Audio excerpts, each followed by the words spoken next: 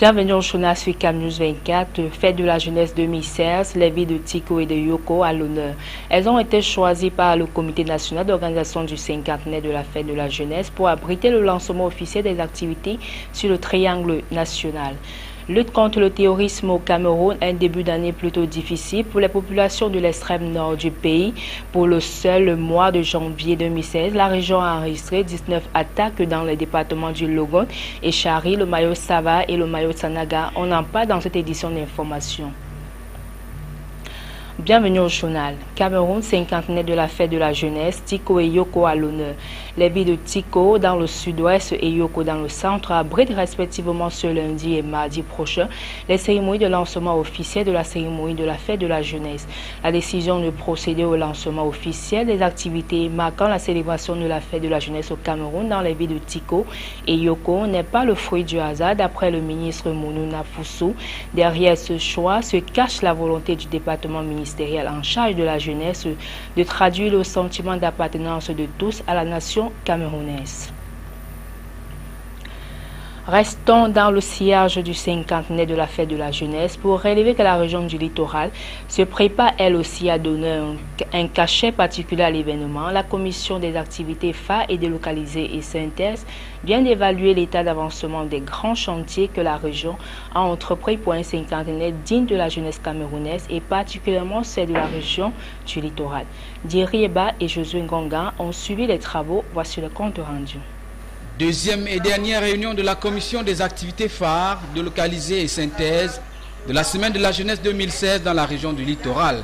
Le président de cette commission, par ailleurs délégué régional de la jeunesse et de l'éducation civique, a réuni ce 28 janvier tous les membres de la dite commission. Question de faire le bilan en mi-parcours avant le grand exposé devant le comité régional d'organisation du cinquantenaire de la fête de la jeunesse le 11 février prochain. La principale innovation cette année dans le littoral et notamment à Douala, c'est l'organisation d'un carnaval républicain et patriotique. Carnaval qui sera constitué de 4 wagons, à savoir le Grand Nord, le littoral, les Grasses-Files et le centre sud-est pour la valorisation de la richesse culturelle camerounaise. Le cinquantenaire de la fête de la jeunesse organisée cette année prévoit un panel d'activités et dans ces activités nous avons des éléments novateurs. Particulièrement s'il faut parler du carnaval. Le carnaval va se dérouler dans les meilleures conditions, nous l'espérons, parce qu'il s'agira de rassembler des éléments sur le plan sécuritaire, sanitaire, mais surtout de mobiliser près de 5000 jeunes attendus. Entre autres activités de mobilisation dans le littoral, la commission a jeté une fois encore son dévolu sur la base navale de Douala. La sous-commission ayant travaillé sur les journées portes ouvertes ont prévu 2 activités phares. D'abord, les journées découvertes du Fonds national de l'emploi qui va regrouper un certain nombre de jeunes à travers des expositions dans 3 sites. Et nous aurons la découverte des métiers de la mer par les jeunes des établissements scolaires et des associations. Et en ce qui concerne cette dernière activité qui va se dérouler au niveau de la base navale, 300 jeunes sont attendus. Des chants patriotiques seront exécutés par les jeunes lors de la grande parade du défilé. L'hymne de la jeunesse fera également l'objet d'une attention particulière parce que considéré comme le fer de lance de la nation. Une retraite au flambeau viendra au préalable raviver la flamme de l'appartenance à une même nation. Participation politique des femmes, une conférence mondiale annoncée pour le mois prochain à Yaoundé. Le leadership, l'entrepreneuriat féminin et la participation politique des femmes, c'est le thème de la conférence mondiale sur la participation politique des femmes qui se tiendra à Yaoundé du 24 au 26 février prochain. Le point des préparatifs avec Salomon Foué, Marcel Bondo-Aben et Eric Ticheux. Deuxième et dernière réunion de la commission des activités phares, délocalisées et synthèse de la semaine de la jeunesse 2016 dans la région du littoral. Le président de cette commission, par ailleurs délégué régional de la jeunesse et de l'éducation civique, a réuni ce 28 janvier tous les membres de la dite commission. Question de faire le bilan à mi-parcours avant le grand exposé devant le comité régional d'organisation du cinquantenaire de la fête de la jeunesse le 11 février prochain. La principale innovation cette année dans le littoral et notamment à Douala, c'est l'organisation d'un carnaval républicain et patriotique. Carnaval qui sera constitué de 4 wagons, à savoir le Grand Nord, le littoral, les Grasses-Files et le centre sud-est pour la valorisation de la richesse culturelle camerounaise. Le cinquantenaire de la fête de la jeunesse organisée cette année prévoit un panel d'activités et dans ces activités nous avons des éléments novateurs. Particulièrement s'il faut parler du carnaval. Le carnaval va se dérouler dans les meilleures conditions, nous l'espérons, parce qu'il s'agira de rassembler des éléments sur le plan sécuritaire, sanitaire, mais surtout de mobiliser près de 5000 jeunes attendus. Entre autres activités de mobilisation dans le littoral, la commission a jeté une fois encore son dévolu sur la base navale de Douala. La sous-commission ayant travaillé sur les journées portes ouvertes, ont prévu 2 activités phares. D'abord, les journées découvertes du Fonds national de l'emploi, qui va regrouper un certain nombre de jeunes à travers des expositions dans 3 sites. Et nous aurons la découverte des métiers de la mer par les jeunes des établissements scolaires et des associations. Et en ce qui concerne cette dernière activité qui va se dérouler au niveau de la base navale, 300 jeunes sont attendus. Des chants patriotiques seront exécutés par les jeunes lors de la grande parade du défilé. L'hymne de la jeunesse fera également l'objet d'une attention particulière parce que considéré comme le fer de lance de la nation. Une retraite au flambeau viendra au préalable raviver la flamme de l'appartenance à une même nation.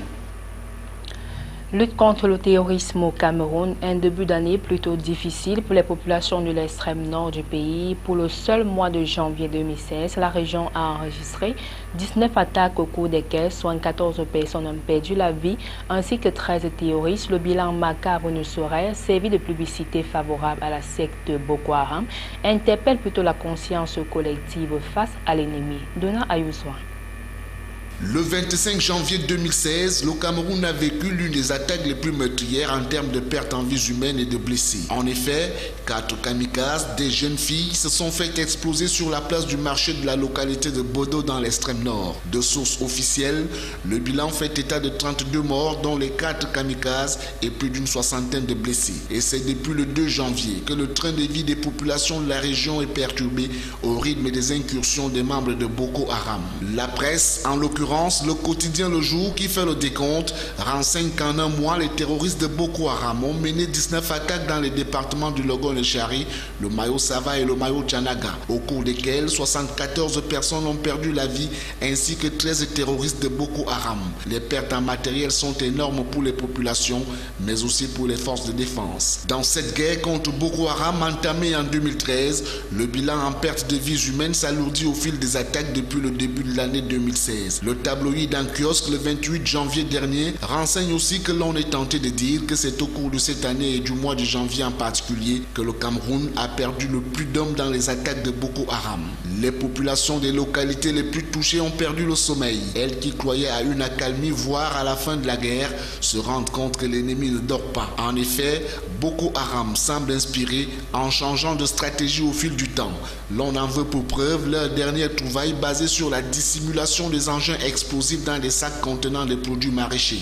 Les forces de défense de leur côté ne baissent pas les bras et s'adaptent progressivement à la perpétuelle mutation des modes opératoires des membres de la secte Boko Haram. Le 26 janvier 2016, les militaires du Bir ont capturé à Ashigashia et dans une localité nigériane de Gakara, 9 membres de Boko Haram et tué une dizaine d'autres au cours d'une opération. En collaboration avec la force multinationale mixte, elles devront redoubler de vigilance car l'ennemi semble sortir de sa légère léthargie observée récemment. S'agissant toujours de la lutte contre Boko Haram, l'on relève la présence sur le terrain de l'autorité administrative depuis 2014. Il est l'un des chefs de terre à être au four au moulin. Sa dextérité pour lutter contre l'ennemi public et asymétrique qu'est Boko Haram fait de lui l'homme tout-terrain. Vous l'aviez compris qu'il s'agit du gouverneur de l'extrême nord, Midi Awa Bakari, le portrait de cet infatigable chef de commandement dressé par Dirieba. C'est un chef de commandement tout-terrain dans la région de l'extrême nord du Cameroun, en proie à la nébuleuse secte islamiste nigériane Boko Haram. Midi Awa Bakari sillonne la région, soit pour débusquer les cellules dormantes des affidés de l'horreur, soit pour réconforter les victimes des exactions terroristes. Il est les yeux et la bouche du président de la République, chef des armées, dans cette zone de combat où la souveraineté territoriale du Cameroun doit se sacraliser. Midi Awa Bakari, toujours au nom du président de la République, appuie les comités de vigilance qui jouent un rôle important, rassure les populations même en temps de noyade dans le fleuve le Logon. Monsieur le gouverneur tout-terrain est à l'origine du fonds spécial de collecte des contributions des citoyens au titre de l'effort de guerre contre Boko Haram. Au moment où la transparence était floue dans ces dons en moyens financiers et alimentaires mis à la disposition des soldats au front. Midi Awa Bakari, né vers 1961 à Galim, Tigner, département du Faro-Edeo, région de l'Adamawa. Cet administrateur civil a d'abord exercé comme greffier avant de retourner à l'ENAM en 1995, d'où il ressort nanti du diplôme d'administrateur civil. À sa sortie, il occupera plusieurs postes dont sous-directeur des ressources humaines au Minepia, premier adjoint préfectoral de Ngaoundéré avant d'être promu en 2002 sous-préfet de Garoua. Il est muté en 2008 à Maroua et le 15 juin de la même année, il est nommé préfet du Mayoré dans la région du Nord. 4 ans plus tard, il devient gouverneur de la région de l'Ouest où il passe 2 ans, années durant lesquelles, en chef de peloton, il parvient à débusquer tous les petits bandits de cette région. En 2014 jusqu'à ce jour, il bataille non plus contre les coupeurs de route, mais contre de véritables engins humains de la mort. Midi Awa Bakari, l'infatigable toujours paré pour sécuriser les populations et les frontières du Cameroun avec son voisin le Nigeria. C'est sur ce portrait de Midi Awa Bakari que nous mettons un thème à cette édition d'information. Excellente suite des programmes sur CAN News 24.